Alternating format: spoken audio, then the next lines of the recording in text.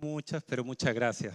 La verdad que sé que es un día complicado para venir. El clima nos jugó un poco una mala pasada, pero estoy muy feliz de verlos a todos aquí. Así que vamos a comenzar. Hace 27 años llego a casa y mi mamá estaba viendo una revista. Me llama a la habitación y me muestra esta imagen. Una fotografía tomada por el fotoperiodista sudafricano Kevin Carter. La fotografía es la ganadora del premio Pulitzer del año 1993. ¿Qué vemos en esta fotografía? Vemos una niña sudanesa en una especie de gateo hacia un centro de comida y detrás de ella un buitre esperando que ella tal vez muera para comenzar a comérsela. ¿Cuál es o qué es lo importante de esta imagen? El mensaje. Toda fotografía tiene que llevar un mensaje. Esta fotografía y su mensaje fue tan importante que concientizó a muchos gobiernos del mundo, a millones de personas, y muchas personas llevaron ayuda o muchos gobiernos prestaron ayuda humanitaria a Sudán, que estaba pasando por una de las hambrunas más grandes de su historia. Esta fotografía salvó la vida tal vez de miles o tal vez de millones de personas. Es allí donde radica realmente la importancia de la fotografía. Y ese mensaje está en todo tipo de fotografía, no solamente en la prensa. Está en los reportajes, está en la fotografía de naturaleza, está en el street, está en todas partes. El mensaje de esta fotografía para mí fue tan importante que yo, al ver esta imagen, decidí convertirme en fotógrafo. Es así como al año siguiente entré a estudiar la carrera de fotografía publicitaria en el Instituto Incasea de la ciudad de Viña del Mar. Después de 3 años me titulé y salí a buscar trabajo. Al principio nadie te da una oportunidad y es así como empecé mi carrera de fotógrafo de prensa freelance. ¿Qué significa esto? Que yo viajaba por distintos lugares de Chile, especialmente en el sur, cubriendo noticias. Cualquier noticia de interés nacional e internacional. Se las ofrecía a los medios y ellos, dada la importancia de la noticia, decidían si comprarla o no y publicarla en cada uno de sus medios. Es así como, después de un tiempo, mi trabajo empezó a destacar y pude comenzar a publicar en diarios más importantes, como el diario La Tercera, el diario El Mercurio, diario La Nación, Las Últimas Noticias. Me empezaron a llamar de muchos lados. En mis últimos tiempos, como reportero gráfico, cubrí hechos noticiosos que la verdad a veces me da un poco de pena recordarlos. Por ejemplo, el conflicto mapuche. El terremoto del año 2010, que cuando recuerdo esas imágenes que tomé durante esas noticias, la verdad es que me duele un poco el corazón, pero era parte de mi trabajo, tenía que estar ahí. Era algo que yo había elegido.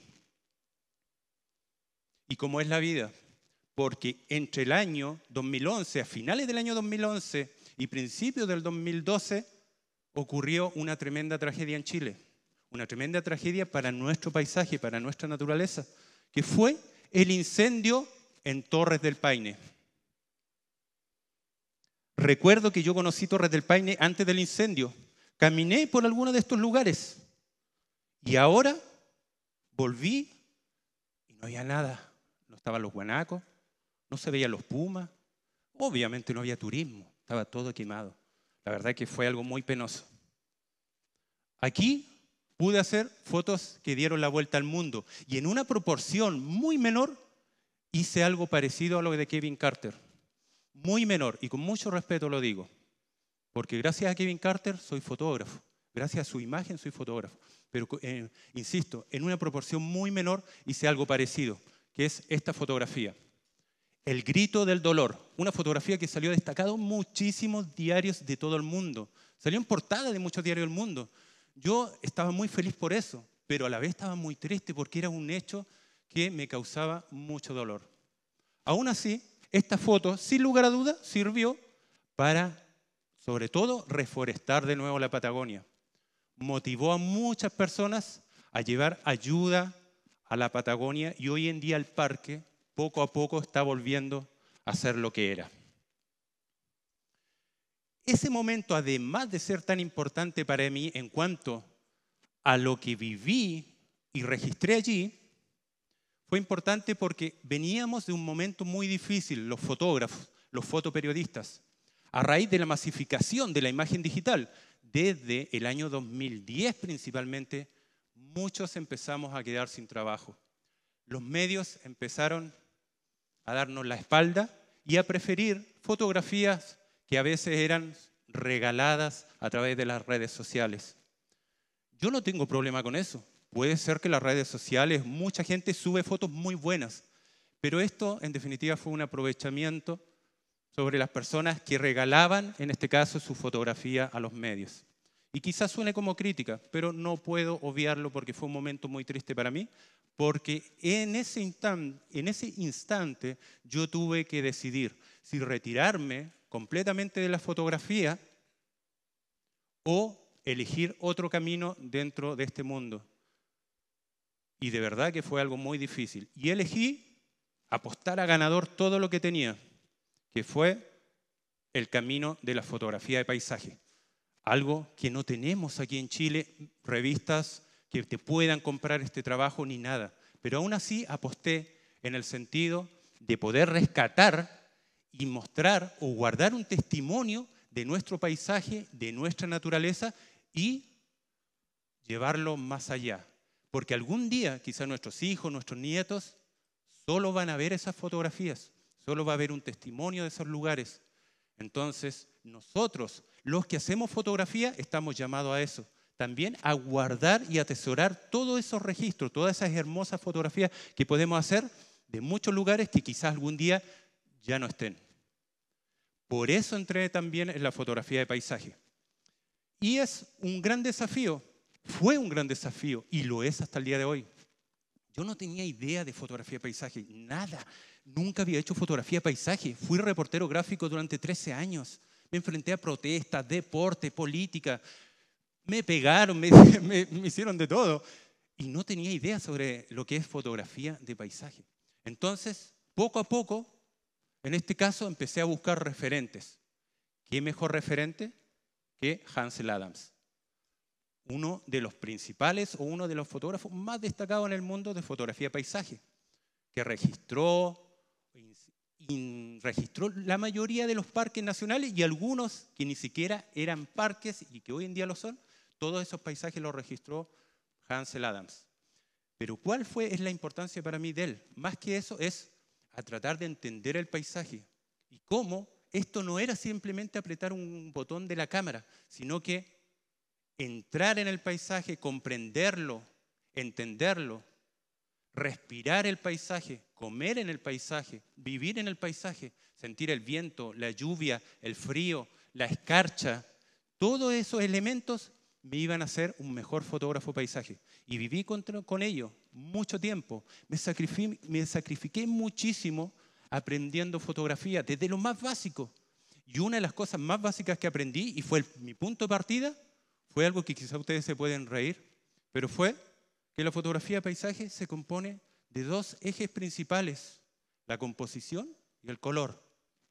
Yo no lo sabía. La composición, cómo ordenamos nuestros elementos dentro de nuestro marco, y el color, cómo transmitimos sensaciones a través de ellos.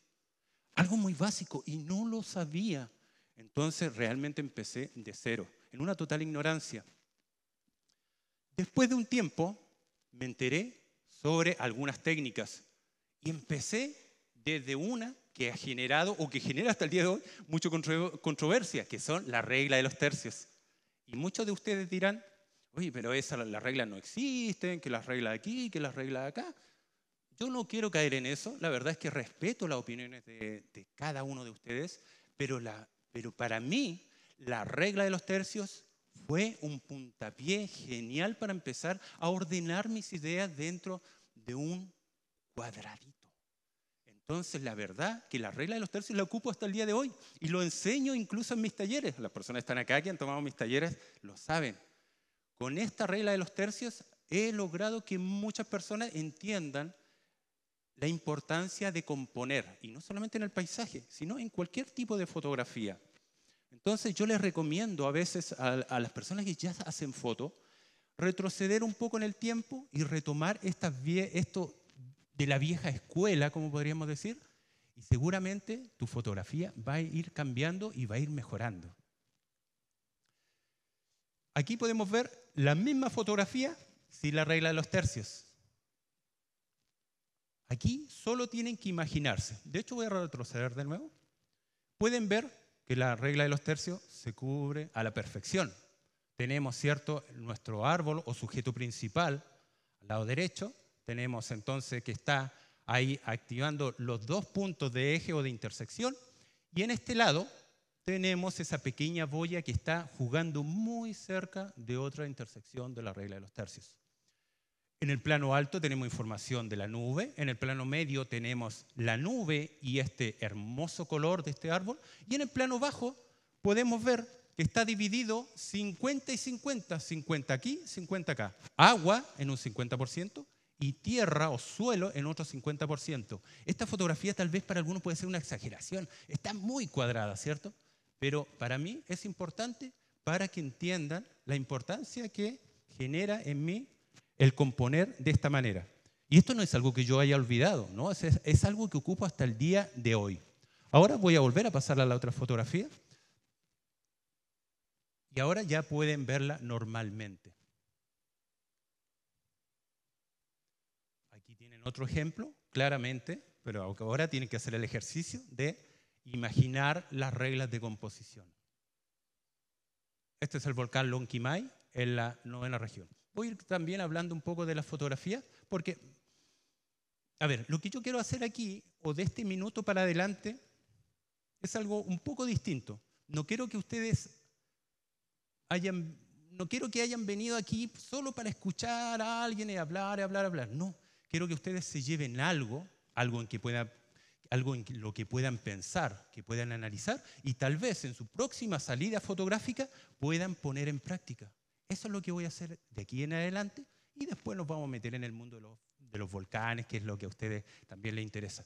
Pero quiero contarles mis técnicas e insisto, para mí lo principal sería que muchos de ustedes pongan en práctica algunas de las cosas que aquí les voy a empezar a mostrar. Formato 16:9. Voy a empezar desde las cosas más básicas y voy a ir aumentando el nivel. ¿Por qué elegir un formato 16:9? Muchas personas que conocen mi trabajo o han entrado a mi página web han visto que tengo muchas fotografías en formato 16:9. Que este es un formato aceptado como formato panorámico o el punto de inicio para lo que es el formato panorámico. Pero ¿por qué elegir mostrar una fotografía en 16:9? Ahí es la cuestión. Les voy a dar un ejemplo bien simple. Todo lo que yo hable, entre comillas, todo lo que hable de aquí para adelante es mi realidad. No es que lo quiera influenciar a que ustedes hagan lo que yo hago, pero en definitiva les voy a hablar de la manera más simple para que nos vayamos entendiendo. Porque hay personas que tienen un nivel diferente, hay personas que están empezando en la fotografía, otros que están un poco más avanzados, pero voy a entonces a tener un nivel súper básico para que nos entendamos todos, ¿ok?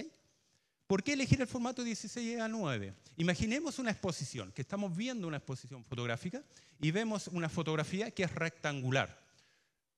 Estamos frente a la fotografía y lo que hacemos es un recorrido visual con los ojos. Hacemos un recorrido visual, ubicando los puntos fuertes o interesantes de la fotografía, solo con los ojos. Cuando tenemos una fotografía panorámica o 16:9, es una fotografía más amplia, más ancha. ¿Y qué es lo que yo logro con eso en mis espectadores? Logro lo que se logra cuando, por ejemplo, subimos un cerro. Llegamos a la cumbre del cerro, nos paramos y vemos todo a nuestro alrededor. Eso es lo que se logra con el 16:9. Hacer que nuestro espectador entre en nuestra imagen. Es algo que te conecta mucho más con la imagen que estás viendo. ¿Por qué? Porque ahora tú te pones frente a la fotografía, pero ya no haces un paneo con los ojos, sino que estás forzado a mover la cabeza y eso ya te invita a entrar en la fotografía. Y eso es lo que buscamos muchos de los fotógrafos de paisaje, que el espectador pase mucho más tiempo admirando nuestra imagen. Esta es una fotografía que tomé claramente en otoño en la Alta Araucanía. Lo que tenemos aquí es lo que yo llamo 3 planos, algo con lo que trabajo muchísimo en el paisaje y es algo muy fácil. Es simplemente mirar un poco más cuando estamos en el paisaje. Es tratar de descubrir líneas naturales, líneas de relieve, de los cielos. A veces puede ser algo como un cerco también, puede ser algo artificial. Pero lo que buscamos aquí son lograr esto de los 3 planos. Dividamos esta fotografía. El plano alto, plano medio, que es los de amarillo, y el plano bajo, que es esta zona. Tenemos en el plano alto el cielo, esta hermosa nubosidad patagónica. Tenemos en el plano medio la zona iluminada y donde está nuestro eje principal. Y tenemos la zona en sombra. Tenemos 3 líneas muy, pero muy marcadas. Los 3 planos están muy marcados. Esto no tiene que ser necesariamente la misma proporción. Puede ser una de las proporciones puede ser mayor a otra. Incluso nuestro sujeto principal puede estar ubicado en distintos lugares. Lo mismo, 3 planos. Nuestro sujeto aquí está ubicado en el plano alto y es mucho mayor que todo el resto de la composición, pero aún así sigue siendo una composición de 3 planos. No es tan importante el árbol, sino cómo se cumplen las líneas, ¿cierto?, de división, en este caso, de lo que es el plano alto, el cielo, donde está nuestro sujeto principal, el suelo arado y donde ya vemos ahora este pasto, ¿cierto?, florecido. Elementos cruzados. Voy subiendo el nivel poco a poco. Algo muy, pero muy interesante. Siempre que estamos en el paisaje, se dan estas situaciones. Y está en nosotros poder captarlas y buscar entonces estas líneas. Imaginar, en definitiva, cómo podemos poner un eje central, en este caso puede ser en el plano alto, en el plano bajo o en el plano medio, pero manteniendo las proporciones en los costados para que la fotografía no se nos caiga, como algunos conocen por ahí, que de repente vemos alguna fotografía y sentimos que se nos va hacia un lado. En este caso, mi consejo es siempre cuidar aquí las proporciones. Aquí la roca, desde donde termina la roca, donde termina la fotografía, es casi la misma medida de donde termina el volcán hacia donde termina la fotografía. Y así hacemos que la fotografía sea muy, pero muy centrada. Otro ejemplo muy claro de elementos cruzados. Aquí obviamente esta imagen está apoyada por otros elementos externos, que en este caso es, por ejemplo, estos cerros que van de mayor a menor y que nos invitan a llegar a ver esta embarcación. Y el elemento principal, que es este tronco en el agua, que nos marca una dirección hacia la embarcación. Son elementos cruzados, pero que están conectados totalmente por líneas de dirección. El drama. Otra cosa que pueden ver muchísimo en mis fotografías.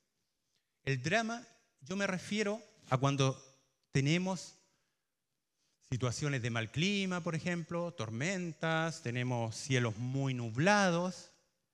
Eso es lo que yo denomino el drama. Pero el drama no solamente puede ser una nubosidad de tormenta, sino que siempre hay que agregarle algo.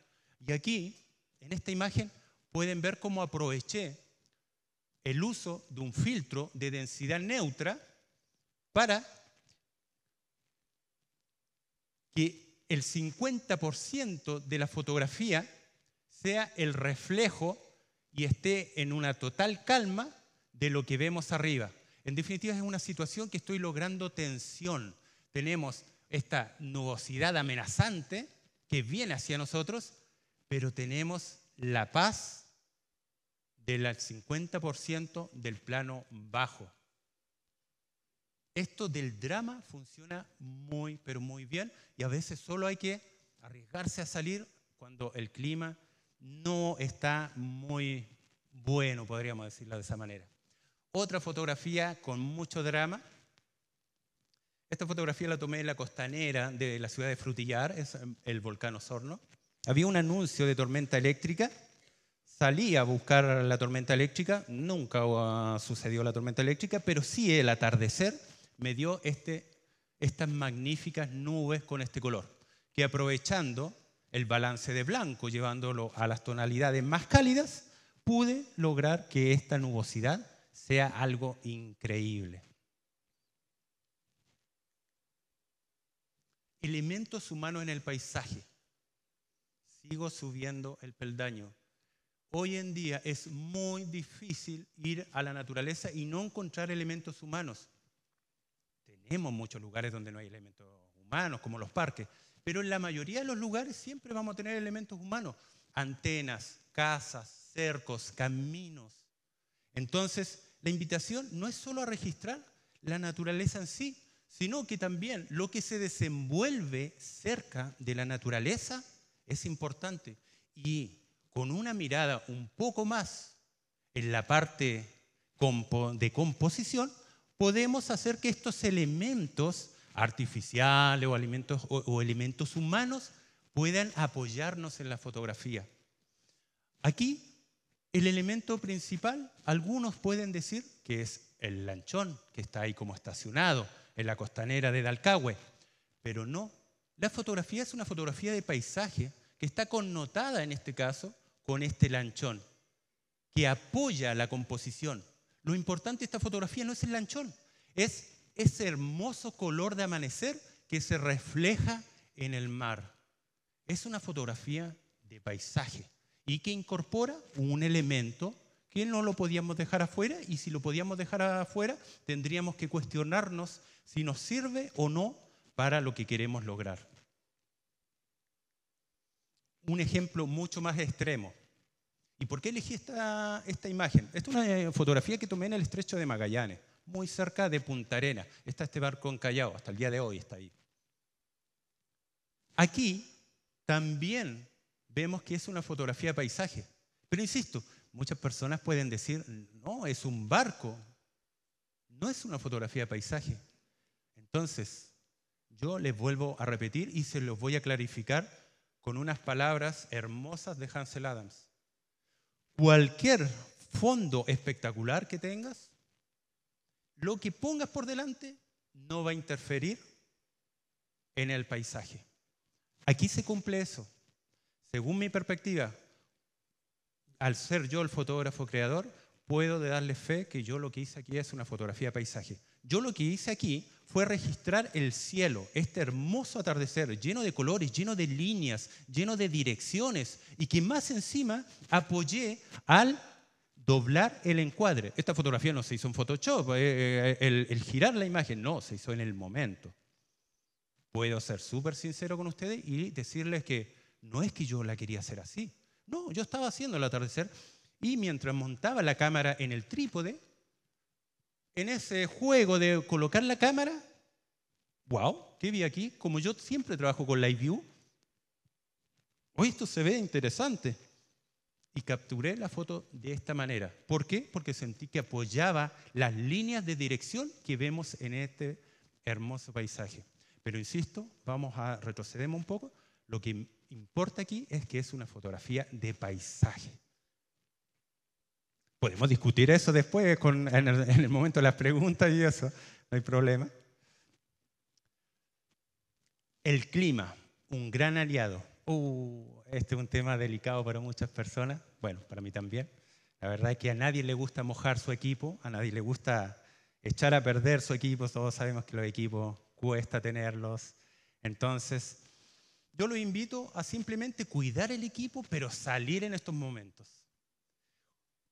Uno de mis consejos, o lo que le digo a mis alumnos, o a las personas, o a mis clientes, o a mis amigos que toman talleres, es que el clima es solo otra muy buena opción de hacer fotografía. ¿Y por qué? Porque muy pocas personas salen en estos momentos. Entonces, tu imagen o tu fotografía siempre va a sorprender, porque vas a poder capturar algo que las personas no están acostumbradas a ver. Les voy a explicar esta imagen que algunos de ustedes no entenderán. Dicen, ¿esto es neblina? ¿Qué es lo que está pasando en esa imagen? Este es el cristal frontal que ha recibido ya tanta agua que empezó a condensarse en la parte frontal, obviamente, y que yo, al trabajar en Live View, insisto, siempre yo trabajo en Live View, es algo de lo que después igual les voy a conversar, empecé a darme cuenta que me estaba ofreciendo algo genial, que encontré que se veía muy bien y que me apoyaba el ambiente que yo quería rescatar aquí en la Alta Araucanía en este momento de otoño. Entonces, con este ejemplo tan simple, les quiero decir que a veces tenemos que arriesgarnos un poco más. Esa es la gracia de todos nosotros, que nos gusta la fotografía, ¿cierto? Y queremos quizás siempre pasar un poco la línea de lo tradicional a algo un poco más jugado. Entonces, insisto, los invito a hacer fotografía cuando el clima es malo. Protejan sus cámaras. Hoy en día se venden muchos equipos para proteger sus equipos. Se venden muchos artículos para proteger sus equipos. Esta segunda imagen es una imagen que hice simulando una técnica pictórica que es el puntillismo. Es una fotografía que se hizo en otoño. Pero esta es una nevazón que me pilló de improviso. ¿Y qué es lo que hice acá?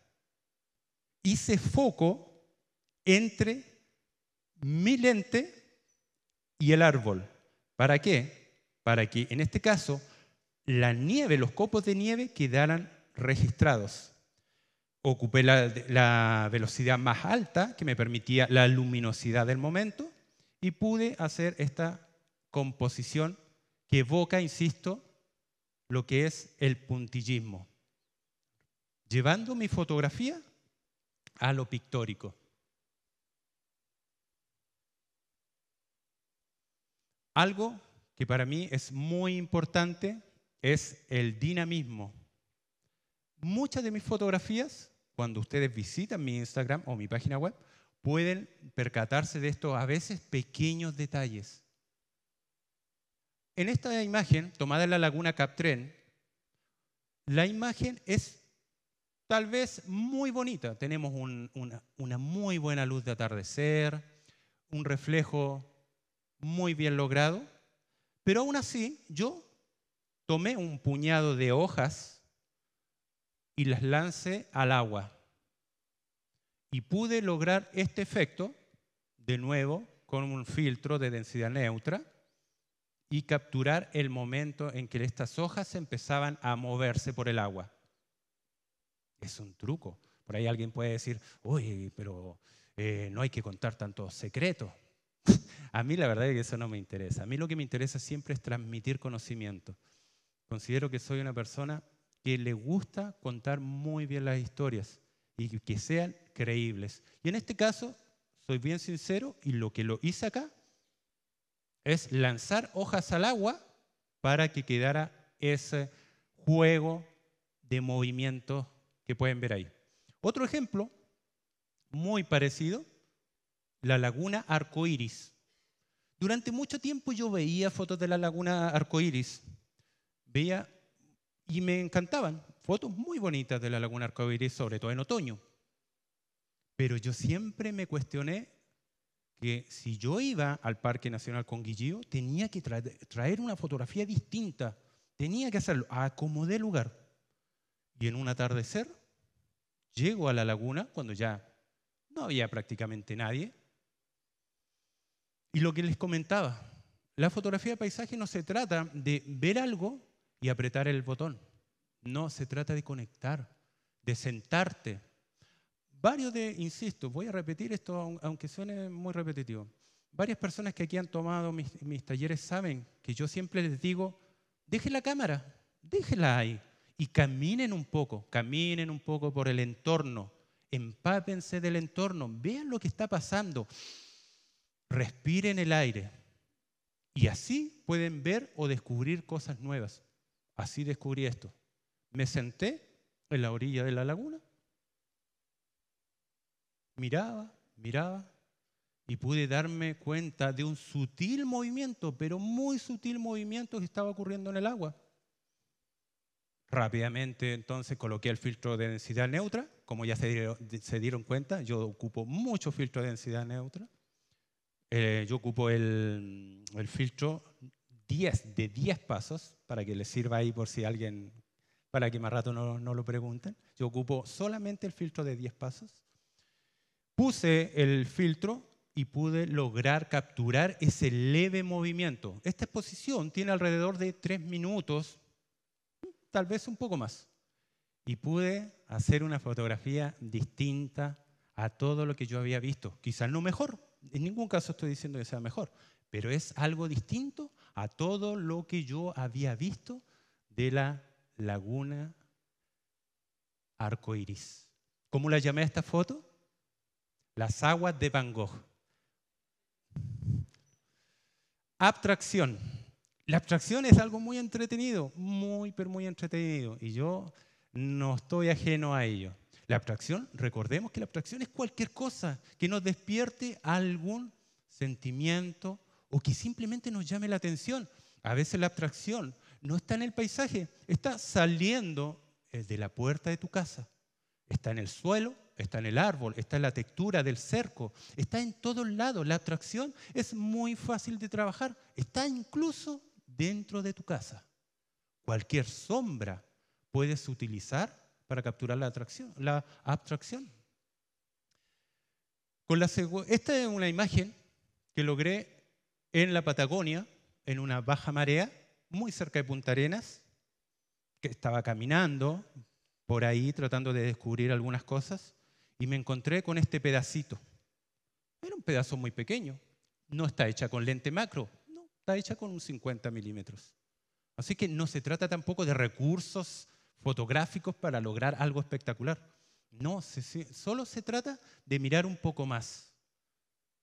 Entonces iba caminando, vi este hermoso contraste entre colores fríos, entre colores cálidos, las formas que me entregaba y que me estaba regalando esas conchitas y pude hacer esta composición.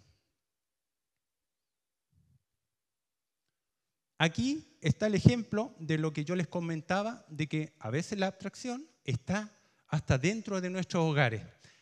¿Cuántas mamás de nosotros, nuestras abuelitas o nosotros mismos tenemos este tipo de plantas en nuestro hogar? Podemos trabajar la abstracción en nuestra misma casa, con un poco de iluminación, la luz natural, una vela, una ampolleta, una linterna, o simplemente abriendo la cortina y dejando que entre el sol. Abstracción. Minimalismo. Un tema un poco incomprendido. ¿Qué es lo que yo busco en el minimalismo? ¿Qué les puedo contar de lo que yo busco en el minimalismo? Lo que yo busco es aislar a mis sujetos para que mi espectador solamente se concentre en mis figuras y en mis formas. ¿Podríamos hablar de un tipo de abstracción? También podríamos hablar de un tipo de abstracción. Este es un muelle, un viejo muelle en Puerto Octay.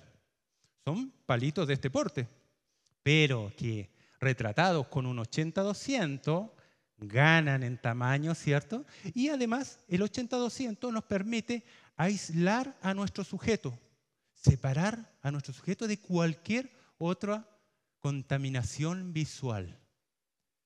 Eso es lo que buscamos con el minimalismo, limpiar nuestra imagen, aislar nuestros sujetos. Otro ejemplo de minimalismo. Aquí hay otro elemento agregado que son direcciones, muchas direcciones que están dadas por estos especie de junquillos, ¿cierto?, que nos llevan a mirar a todos lados, pero aún así sigue siendo una imagen minimalista, porque solamente nos representa dos cosas. Y ojo, ¿por qué elegir el blanco y negro en el minimalismo? Si bien es cierto, hay fotografía minimalista en color y muchísima y muy buena, yo elijo el blanco y negro. ¿Por qué? Porque el color transmite sensaciones y va a transmitir muchas más sensaciones que el blanco y negro. Entonces, por eso yo elijo el blanco y negro, para que mi espectador no tenga ningún tipo de contaminación a la hora de ver mi fotografía. Fotografía nocturna. Esta imagen la tomé en Chiloé. Es la iglesia de Vilopulli, una de las iglesias patrimonio de la humanidad. Estaba haciendo yo un trabajo sobre los paisajes del sur del mundo, pero retratados en la noche. Antes de iniciar este trabajo, me di a la tarea de preguntar y buscar referentes en la fotografía nocturna. Y una de las cosas que averigüé y que les voy a contar aquí, no es ningún secreto, pero muchos de ustedes tal vez no saben, y que si les gusta la fotografía nocturna deben saber, es que en el invierno es cuando mejores vemos las estrellas. ¿Por qué? Porque en el hemisferio sur, en invierno, los cielos realmente los podemos disfrutar pero muy claramente. Entonces, si a ustedes les gusta la fotografía nocturna, salgan en invierno, salgan ahora que ya viene la primavera y les queda muy poco tiempo, pero la Vía Láctea de esta manera la pueden registrar en invierno, una Vía Láctea y una fotografía tomada en Chiloé, donde los cielos casi siempre están nublosos y está lloviendo, pero aún así pude lograr esta imagen. Y solo teniendo un poco más de conocimiento. Si esta imagen la hubiera hecho en primavera o en verano, seguramente no hubiera conseguido esta Vía Láctea. Es ahí también donde radica la importancia de preguntar. A veces no hay que quedarse con esto de, chuta, yo supongo que es así, pero me da lata preguntar. No, siempre hay que preguntar. Yo puedo ser un fotógrafo profesional, pero hay cosas que no sé. Y puede ser que cualquier otra persona lo sabe, y entonces hay que salir de las dudas y solo así podemos generar mejores imágenes. Esta fotografía, que yo la llamo Los Tres Amigos, es una fotografía que tomé cerca de la localidad de Fresia. Lastimosamente, estos tres árboles, que los fotografié muchas veces, recordando un poco el inicio de mi charla, ya no están. La última vez que pasé, quería hacerles una fotografía nueva.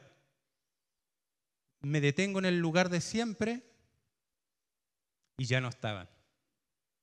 Ahí es un poco donde radica lo que yo les comentaba hace un rato atrás.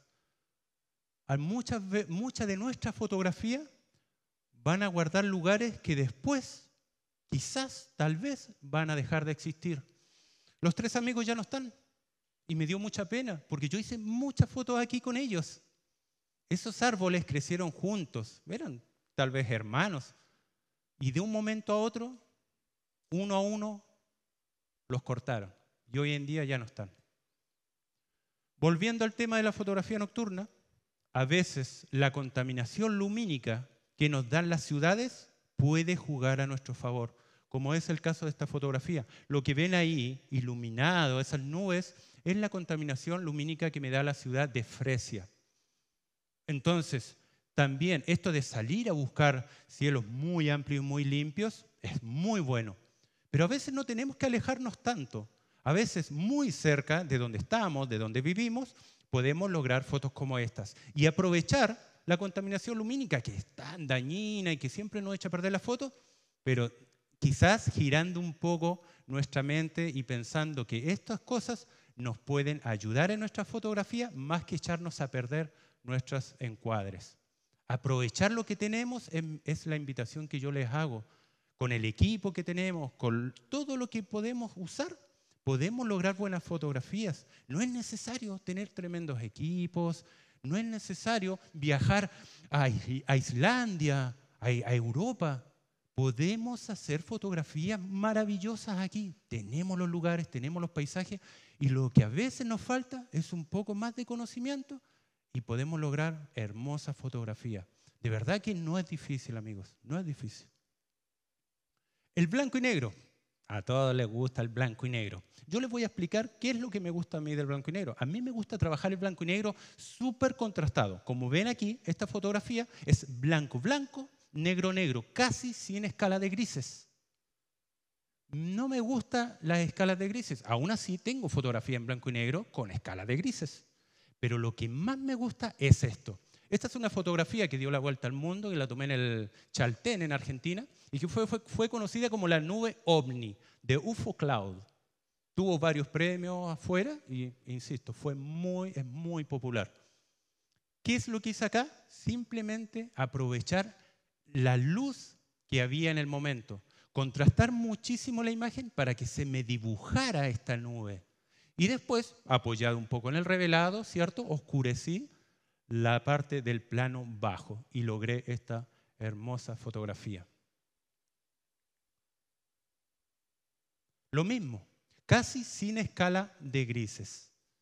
Una fotografía que me recuerda a una amiga que está presente aquí de La Serena.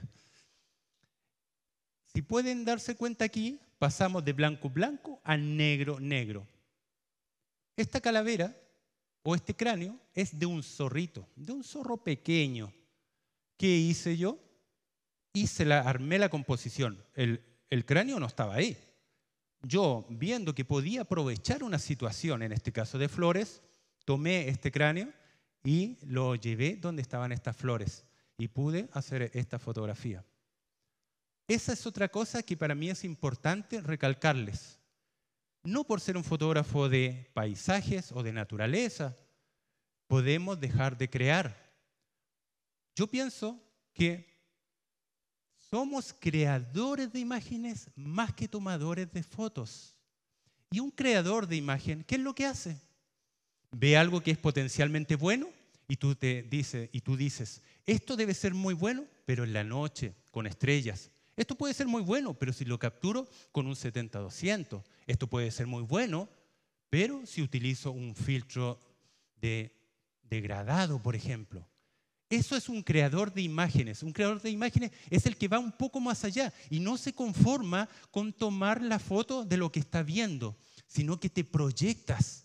Ves que esto puede ser muy bueno y esperas el momento indicado, que con neblina, de día, de noche, que la voy a hacer al amanecer, que la voy a hacer al atardecer, etc. Ese es un creador de imágenes. Yo soy un creador de imágenes y por eso me tomo la libertad de hacer cosas como esta. Fotografía urbana o cityscape, que en mi caso es más cityscape. Me encanta la fotografía urbana, a mí me gusta todo tipo de fotografía y la disfruto muchísimo. Me encanta ver los trabajos de las personas, sobre todo muchas personas me escriben a mi Instagram y me mandan sus fotografías para que opine sobre ellas. A veces me considero un ignorante porque no soy experto en alguna de estas ramas, pero aún así siempre trato de contarles o decirles algo. ¿Qué hago yo en la fotografía, en los cityscape, por ejemplo?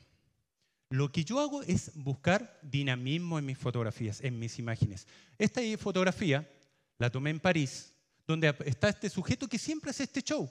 Muy fuerte, se cuelga aquí de este farol y empieza a dominar el balón y todas las personas alrededor empiezan a ver esto. Yo entonces me giré. Yo estaba, donde ustedes ven las personas estaba yo, lo típico.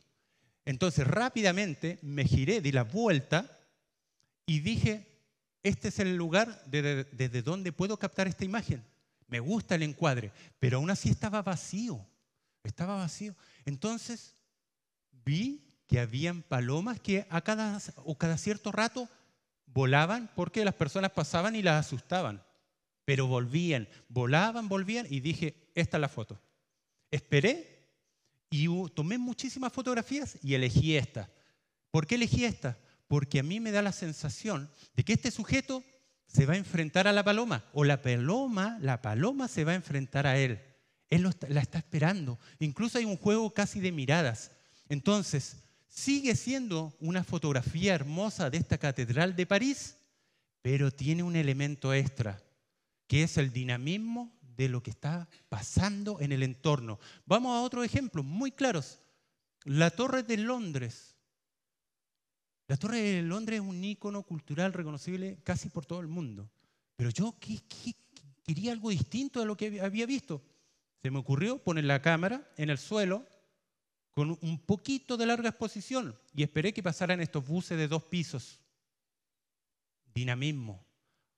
Sigue siendo la Torre de Londres, pero tiene, ¿cierto?, este juego de luz maravilloso. Vamos a la segunda fotografía, la Torre Eiffel. Pero hay un sujeto, ¿cierto?, que está aquí, pero miren este encuadre, que está hecho a la perfección. Es un marco perfecto que yo cuando lo vi dije, acá es la foto. Lo único que tuve que esperar que pasara un sujeto que me apoyara este triángulo. Este triángulo hermoso y más encima reforzado por este marco. Sigue siendo la Torre Eiffel, pero tiene el dinamismo, tiene algo que está pasando, una acción. Entonces, apoyar nuestra fotografía, en este caso de cityscape, urbana, con elementos como estos, es muy entretenido. La de abajo es lo mismo, niños jugando con estas personas que hacen estos como globos con jabón, ¿cierto? Y la fotografía sigue siendo la Torre Eiffel. Londres de noche. Esta foto hubiera sido muy fome. Si bien es cierto, la iluminación es muy interesante, pero hubiera sido muy fome si yo no hubiera esperado que pasara una embarcación iluminada y me diera esa carretera o ese juego de luz en el agua. Pero sigue siendo Londres en la noche. Aquí ya nos vamos a algo mucho más difícil y que yo sé que para algunos puede ser un poco difícil de digerir, pero la verdad es que quise traerlos porque son técnicas que se están viendo mucho hoy en día y que están aumentando. Técnica de ISM o movimiento intencional de cámara. Algo que funciona muy bien, pero expliquemos qué es lo que busca el ISM. El ISM busca acercar nuestra fotografía a lo pictórico. A través de movimiento, ¿cierto? Y velocidad lenta, lograr cosas como esta. Llevar nuestra fotografía a una especie de pintura, de óleo, recordando los tiempos, no sé, cuando íbamos a las casas de nuestros abuelos y estaban estos cuadros colgados gigantescos y veíamos fotos como estas. Trazos. La misma técnica. Aquí, en esta imagen, podemos ver los trazos del pintor. Esa es la interpretación que yo doy en esta imagen. Esta fotografía es del volcán Osorno. Y le podemos identificar los trazos que estaban presentes. Surrealismo o superposición en cámara. ¿Se han dado cuenta que su cámara tiene esa función? Esto es algo que hace la cámara. No lo hacemos en Photoshop. ¿No? ¿No se han dado cuenta? ¿Se han dado cuenta? Que esta función la trae sus cámaras. Y muchas de las cámaras modernas ni siquiera permiten una doble exposición. Permite juntar hasta 9 fotografías. Las cámaras más modernas están permitiendo juntar hasta 9 fotografías. Es el caso de Canon. Si no lo sabían, sus cámaras permiten hacer doble exposición y juntar hasta 9 exposiciones, 8 en algunos casos. ¿Y qué es lo que buscamos acá? Hacer fotografías surrealistas, paisajes que no existen. Se las voy a explicar. La primera fotografía es este cerco tomado antes de llegar a Torres del Paine, que es solamente lo que ustedes ven. Una llanura, un cielo azulado, el cerco en un horizonte. Llego a Torres del Paine, esa era la primera fotografía. Llego a Torres del Paine al atardecer, hago la segunda fotografía, que es las Torres del Paine, y a través de la opción de superposición en cámara, la opción que la mayoría de ustedes tiene, unir imágenes. ¿Y qué logramos? Un archivo RAW. Es una foto original, no es una copia de JPG ni nada. Tenemos un archivo original RAW con el cual podemos trabajar. Imagínense algo fantástico. Todos nosotros podemos hacer esto y podemos lograr una imagen surrealista tan bella como esta. Revisen sus cámaras, los invito a revisar el menú de sus cámaras. Otro ejemplo, lo mismo. ¿Qué hice acá? Una araña en la noche, ¿cierto? Tomo la foto de la araña, tomo la fotografía de la luna llena, busco la opción de superposición en cámara, junto las imágenes y este es el maravilloso resultado. Esta foto casi no tiene revelado. Así de buena quedan. Los invito, insisto, a probar esta técnica.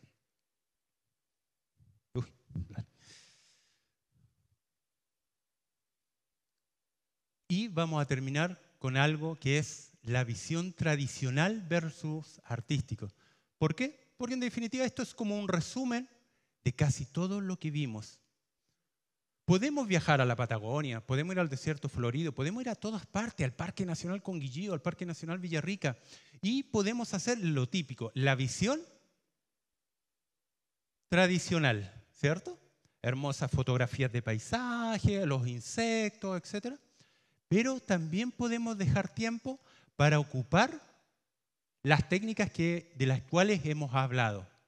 Y podemos dar muchas más opciones a nuestros espectadores, a las personas que ven nuestro trabajo, etc. Siempre va a haber tiempo para crear algo diferente en el paisaje. Ya, y con esto terminé toda mi revisión. Traté de ser lo más sincero posible, de contarles todo lo que hago en fotografía. Y todo lo que les mostré es lo que yo ocupo para la mayoría de mi trabajo. Puedo contestar después todas las preguntas que ustedes tengan sobre eso. Pero ahora vamos a entrar a lo que muchos de ustedes vinieron, que es la fotografía de volcanes, o por lo que muchos de ustedes me conocen. Quiero empezar con una introducción antes, si me permiten. La fotografía de volcanes, en mi caso, es algo que no ha sido fácil. La verdad, yo soy una persona muy comprometida con lo que hago. Me la he jugado todo muchas veces y he abandonado cosas muy importantes en mi vida. La verdad es que ha sido un sacrificio muy grande. No me arrepiento, porque yo elegí ser fotógrafo. Yo elegí esto. Yo elegí morirme de frío. Yo elegí a veces pasar un poco de hambre. Elegí estar en la incomodidad. Entonces, la verdad no me arrepiento, pero no ha sido fácil. Para lograr alguna de mis imágenes, he tenido que estar más de 10 días, más de 15 días. He sufrido colapsos nerviosos, me he quedado sin dinero, he tenido que pedir plata prestada. Pero, ¿saben cuál es lo bonito de esto? Es cuando puedes lograr, o todo ese sacrificio te sirvió para lograr algo como esto. Esta imagen es una de las fotografías que más me gusta de mis volcanes. Ustedes podrían, quizás les llama la atención porque quizás creían que era la del Calbuco. No. Esta imagen la hice en el año 2011, durante la erupción del Cordón Caulle. Para mí es un dragón. Para mí es un dragón que está naciendo. La verdad es que puede tener muchas interpretaciones, pero creo que es una fotografía fantástica.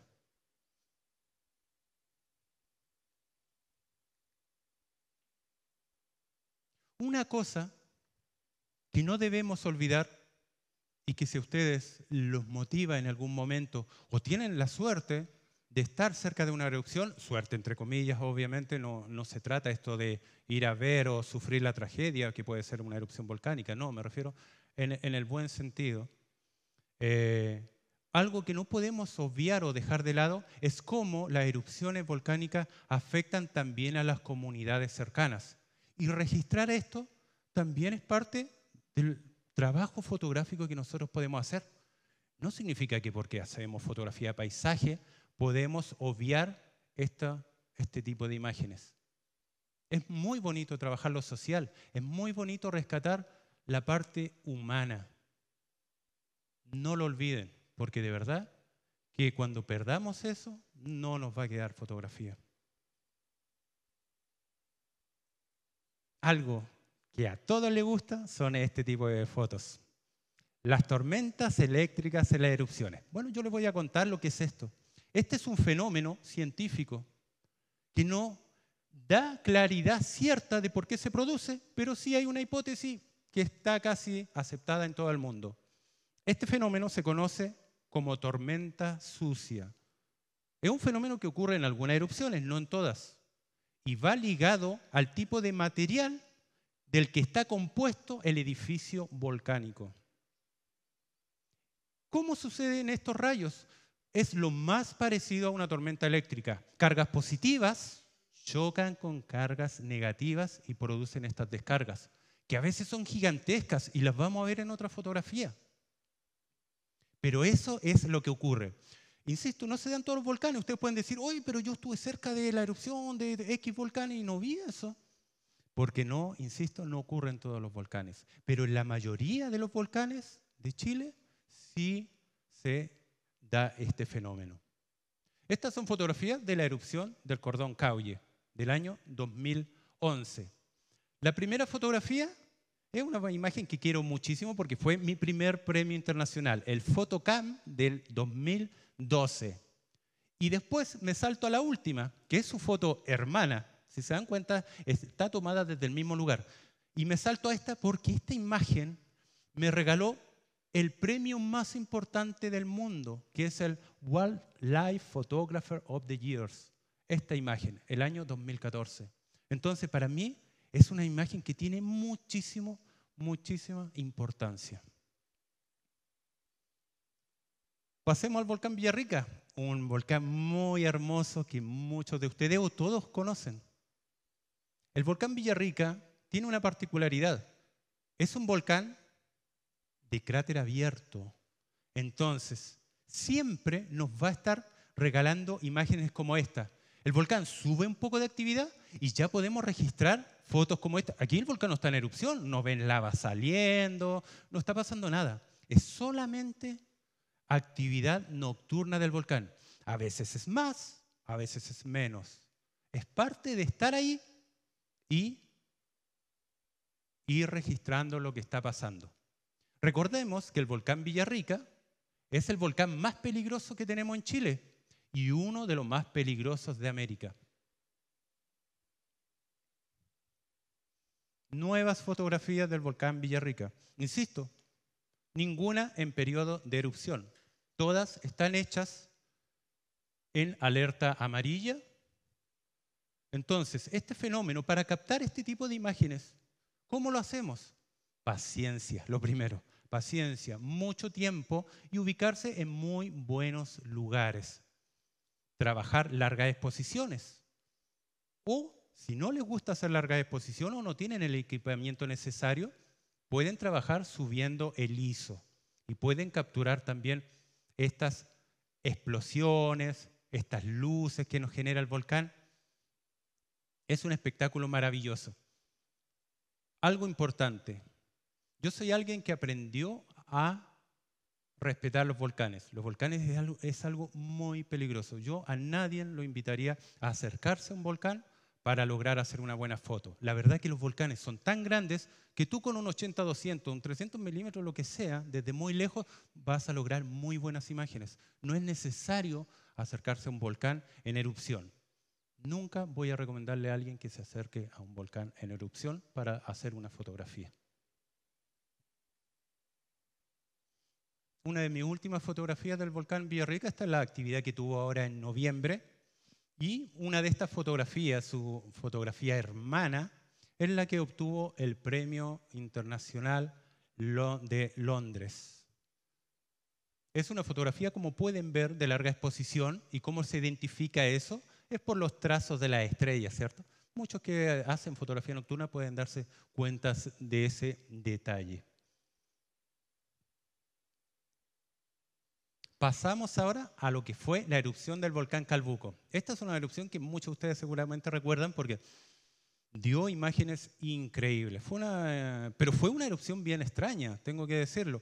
Esta es la primera fotografía, una de las primeras, que hice desde la costanera de Frutillar. Apenas llegué, me enteré que estaba haciendo erupción el volcán, volví rápidamente. Yo me dirigí a la ciudad de Pucón, porque el volcán Villarrica el día anterior había tenido mucha actividad, recordando que el 2015 el volcán Villarrica también había hecho erupción. El volcán Villarrica hizo erupción en marzo y esta erupción fue en abril. Entonces yo me dirigía precisamente a Pucón cuando alguien me llama y había salido desde Puerto Montt, o sea, estaba ahí mismo. Había salido unas horas antes de Puerto Montt y cuando ya había pasado la altura de Osorno, alguien me llama y me dice, está haciendo erupción el volcán Calbuco. Pero ¿cómo? ¿Cómo? No puede ser. Me estaciono en la carretera, ahí en la ruta 5, me bajo del auto, miro hacia atrás y veo esto mismo. Pero un poco más lejos, obviamente, pero veo esto mismo. ¡Wow!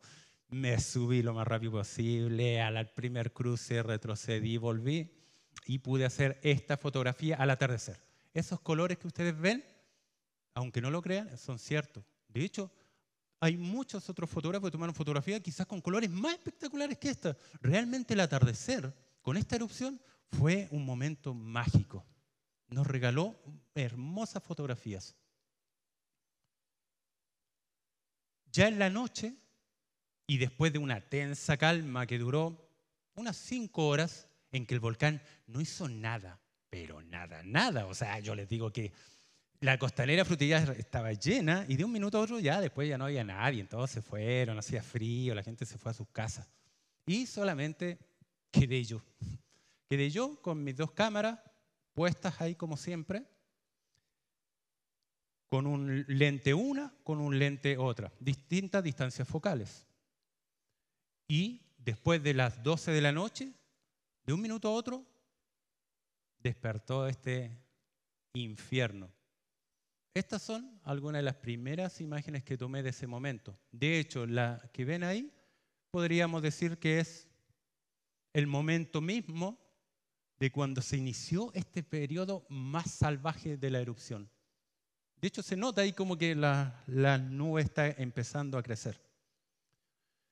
Lastimosamente, después de media hora de estar este suceso, empezó a aparecer una niebla tan densa que no dejaba ver nada, nada, nada. Tú no veías nada. Varios colegas me llamaban y me decían, Francisco, ¿tú dónde estás? Estoy en Frutillar. ¿Ves el volcán? No, no veo nada, está totalmente nublado. ¿Y ustedes? No, nosotros estamos en Puerto Vara, yo estoy en Puerto Montt, yo estoy por el lado de Puerto Octay. Nadie ve nada. Rápidamente, ¿qué hice yo? Acudiendo a mis conocimientos como guía de turismo aventura, lo que me permite tener entonces o saber cómo es el terreno que me rodeaba, pensé que o recordé que las neblinas y las nieblas son fenómenos bajos y que si yo subía en altura, tal vez podía pasar la línea de la neblina o de la niebla, perdón, y ver algo. Y adivinen qué, me dio resultado. Tomé el auto y me dirigí hacia Fresia, que es una ciudad que queda mucho más en altura y que es camino entonces a la cordillera de la costa. Iba conduciendo sin ver nada. Yo creo que muchos de ustedes han pasado ese fenómeno que no se ve nada en la carretera, la niebla, y de repente se les despeja. Esto pasó aquí. Iba en la carretera, en el camino a Fresia, se me despejó, me bajo del auto, miro hacia los volcanes y veo esto. Un espectáculo increíble. Era de locos recordar qué es lo que estábamos viendo ahí. Y es así como pude lograr estas imágenes. Después, sin olvidar lo que yo le había mencionado, también me dio el tiempo de visitar las comunidades o los lugares cercanos a la erupción para registrar fotos como esta. Imágenes vistas desde Puerto Montt de la erupción y algunas imágenes con esta caída de ceniza que fue, sobre todo en la parte de Ensenada, de una cantidad enorme.